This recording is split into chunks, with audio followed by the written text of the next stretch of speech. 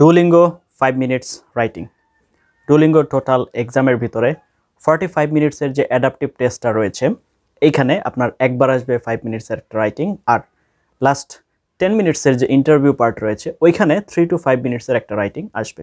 দুইটাতে যে কোয়েশ্চেন আসবে দুইটা অলমোস্ট সেম, একই ক্যাটাগরির কোয়েশ্চেন। একটা আর্গুমেন্টেটিভ শর্ট এসে আপনাকে লিখতে হবে।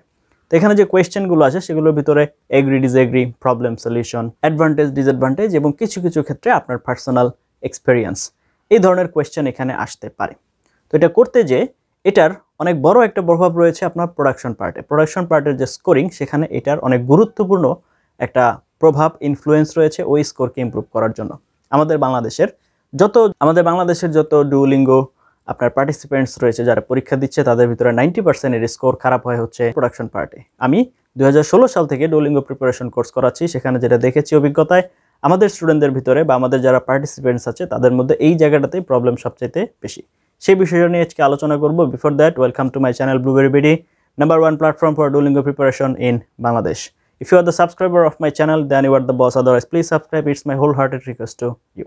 আমি চেষ্টা করছি আপনার ডুওলিঙ্গোর জার্নিকে সহজ করার জন্য। ইভেন 1% যদি আমি ভ্যালুয়েট করতে পারি, that would be my genuine pleasure. আমি চেষ্টা করছি আপনার উচ্চশিক্ষার স্বপ্ন যেন সহজে পূরণ করা যায়। আপনার যদি ডুওলিঙ্গো টেস্ট পারচেস করে নিয়ে ঝামেলা থাকে, you can contact with me. Duolingo English টেস্টের প্রিপারেশনের জন্য আপনার যদি প্রয়োজনীয় ম্যাটেরিয়ালসের প্রয়োজন হয়ে থাকে, you can contact with me. আপনার যদি ডুওলিঙ্গো সেন্টারের প্রয়োজন হয়ে থাকে, you can contact with me.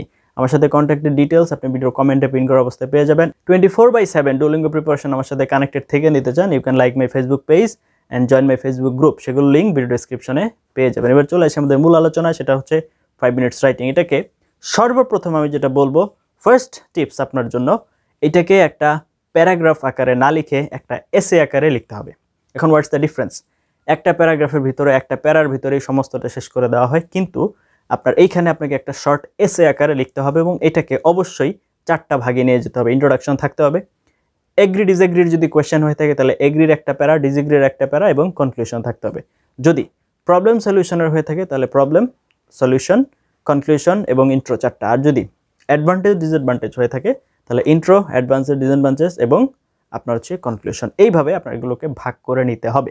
এই রিলেটেড আরও প্রিসাইজ ডিসকাশন যদি আপনার জানার প্রয়োজন থাকে তাহলে আপনি এই যে ভিডিওটা দেখতে পাচ্ছেন এই চ্যানেলের ডুওলিঙ্গো রাইটিং রিলেটেড যে প্লেলিস্ট আছে সেখানে চলে যাবেন। সেখানে 5 মিনিটসের জন্য আলাদা একটা ক্লাস লেকচার আছে এবং 3 to 5 মিনিটসের জন্য আরও একটা আলাদা ক্লাস লেকচার আছে। ওইখানে আমি একদম ইন ডিটেলস এবং ইন ডেপথ আলোচনা করেছি এগুলো কিভাবে ডেভেলপ করতে হবে, কিভাবে আইডিয়া জেনারেট করতে হবে, কিভাবে আপনি হচ্ছে এগুলো লিখতে পারবেন, সেই জিনিসগুলো আপনার খুবই প্রিসাইসলি দেওয়া আছে। দয়া করে এখানে যে একটু দেখে আসতে হবে। এইখানে যদি আমি আলোচনা নিয়ে আসি লেসন অনেক বড় হয়ে যাবে। এটা হচ্ছে ফার্স্ট স্টেপ। আগে আপনাকে এটাকে একটা প্যারাগ্রাফ আকারে না লিখে এটাকে কি লিখতে হবে, একটা এসে আকারে লিখতে হবে। এটা আপনাকে সর্বপ্রথম মাথায় নিতে হবে। নাম্বার 2, এইখানে অবশ্যই এবং অবশ্যই আপনাকে বানানের দিকে মনোযোগ দিতে হবে। You can't make any spelling mistake in here.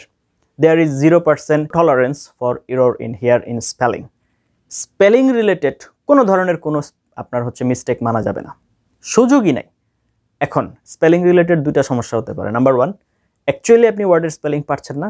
দ্বিতীয়ত হচ্ছে আপনার ব্রিটিশ এবং আমেরিকান মিক্স আপ হয়ে যাচ্ছে। একই সেন্টেন্সের ভিতরে আপনি যদি ব্রিটিশ স্পেলিং এবং আমেরিকান স্পেলিং দুটো একসাথে লিখে ফেলেন, সেটা বাংলায় যেমন সাধু চলিত বললে একসাথে বললে গুরু চণ্ডালী দোষ হয়, ঠিক তেমনি ইংরেজিতেও ব্রিটিশ এবং আমেরিকান দুটো একই সেন্টেন্স, এই দুই স্পেলিং একসাথে মিক্স আপ করা যাবে না। এই জন্য আপনার খেয়াল রাখতে হবে আপনি কি ব্রিটিশ লিখছেন নাকি আমেরিকান লিখছেন, এটা হচ্ছে কোর।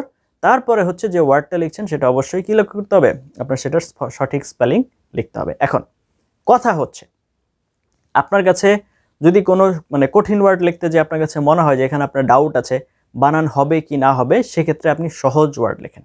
যে ওয়ার্ডটা আপনার হচ্ছে সহজে আপনি জানবেন বা সহজে পারবেন, বিকজ প্রত্যেকটা ওয়ার্ডের কিছু সিনোনিম আছে, অন্যভাবে প্রকাশ করা যায়। আপনি যেভাবে পারেন সেভাবে প্রকাশ করেন। মাথায় রাখবেন, কঠিন ওয়ার্ড লিখতে যে বানান ভুল করার চাইতে সহজ ওয়ার্ড দিয়ে লেখাটা বেটার।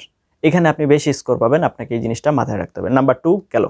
এখন কথা হচ্ছে কি করবেন তাহলে স্পেলিং মিস্টেকের জন্য। আমি যেটা পরামর্শ দিয়ে থাকি আমার ছাত্রদেরকে, আমি যে কাজটা করাই সেটা হচ্ছে আপনার প্রতিদিন কমপক্ষে 1000 ওয়ার্ড দেখে টাইপ করতে হবে। যেদিন থেকে আপনি ডুওলিঙ্গো প্রিপারেশন শুরু করবেন সেদিন থেকে আপনার প্রতিদিন 1000 ওয়ার্ড দেখে টাইপ করতে হবে।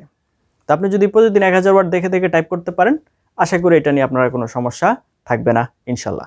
তো মোটামুটি মাসখানেক ধরেন 20 দিন 25 দিন 30 দিন যদি রেগুলারিটি মেনটেন করে এই চর্চাটা করতে পারেন, তাহলে আপনার মনে করেন যে রেগুলার যে ওয়ার্ড আছে, আমাদের দৈনন্দিন জীবনে যে ওয়ার্ডগুলো আছে সেগুলোর প্রবলেম সলভ হয়ে যাবে।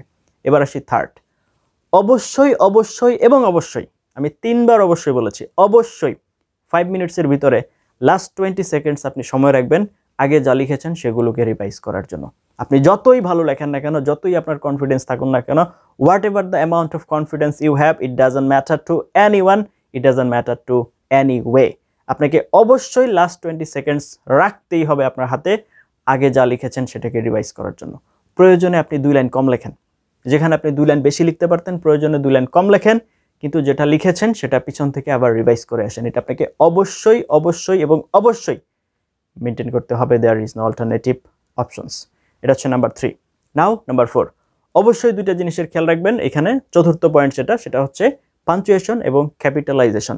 কোথায় আপনার ক্যাপিটাল লেটার বসবে, কোথায় কমা হবে, কোথায় ফুল স্টপ হবে, কোথায় ইনভার্টেড কমা হবে, কোথায় ইন্টারোগেটিভ মার্ক হবে, কোথায় অ্যাপোস্ট্রফি হবে, কোনটা কোন জায়গাতে হবে। আমাদের যারা হচ্ছে, আমি প্রিপারেশন নেওয়াতে যেটা দেখেছি, আমাদের যারা ইন্ডিয়ান সাবকন্টিনেন্টের আছে বা এই সাউথ এশিয়ান রিজিয়নের যারা আছে, তারা নর্মালি ফুল স্টপ এবং কোয়েশ্চেন মার্ক ছাড়া আর কোনো পাঞ্চুয়েশন মার্কই ব্যবহার করে না ইংরেজির ক্ষেত্রে। এটা লেখার ক্ষেত্রে সবচেয়ে বড় ব্যারিয়ার।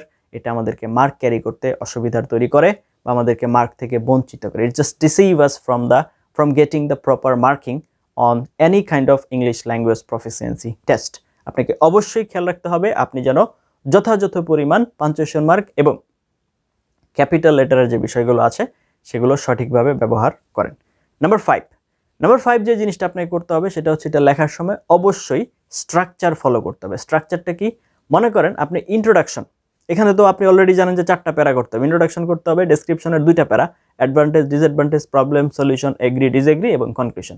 এখন আপনার ইন্ট্রোডাকশন হয়েছে 50 ওয়ার্ডের করে ফেলছেন আপনি, অ্যাডভান্টেজ দিয়েছেন 20 ওয়ার্ডের, ডিসঅ্যাডভান্টেজ 10 ওয়ার্ড এবং কনক্লুশন 10 ওয়ার্ড। এইটা হেলদি ডিস্ট্রিবিউশন হয় নাই, তার মানে স্ট্রাকচারিং হয় নাই। আপনার ধরেন 5 মিনিটসের ভিতরে আমরা স্ট্যান্ডার্ড ধরে থাকি মনে করেন 250 ওয়ার্ড, 5 মিনিটসের মধ্যে 250 ওয়ার্ড, 5 মিনিটসের মধ্যে আমরা স্ট্যান্ডার্ড ধরে থাকি 100 ওয়ার্ড। এই 100 ওয়ার্ডের ভিতরে প্রথম 10 থেকে 15 ওয়ার্ড বা 20 ওয়ার্ড আপনার ইন্ট্রোডাকশন, শেষ 10 থেকে 15 ওয়ার্ড বা 20 ওয়ার্ড হচ্ছে আপনার কনক্লুশন। তাহলে 20-20 40 বা 15-15 30 গেল। তাহলে আপনার ডেসক্রিপশনের যে 2টা প্যারা হবে সেখানে 35-35 অথবা 40-40 এইভাবে আপনার ডিস্ট্রিবিউশন করে নিতে হবে। টোটাল জিনিসটাকে ইউনিফর্মলি ডিস্ট্রিবিউট করতে হবে। তো আপনি যদি ইউনিফর্মলি ডিস্ট্রিবিউট করতে না পারেন সেক্ষেত্রে কিন্তু আপনার কাজ হবে না। তো এই 5টা থিমকে মাথায় রেখে আপনি যদি এটা করেন তাহলে অবশ্যই অবশ্যই এবং অবশ্যই আপনি এটাতে ভালো করবেন। আর এটা প্র্যাকটিস করার জন্য আপনার যে ম্যাটেরিয়ালসের প্রয়োজন হবে সেগুলোর জন্য এই ভিডিওর আপনার ডেসক্রিপশনে কিছু লিঙ্ক দেওয়া থাকবে। ওইখানে গেলে আপনারা মডেল কোয়েশ্চেন এবং মডেল আনসার পাবেন।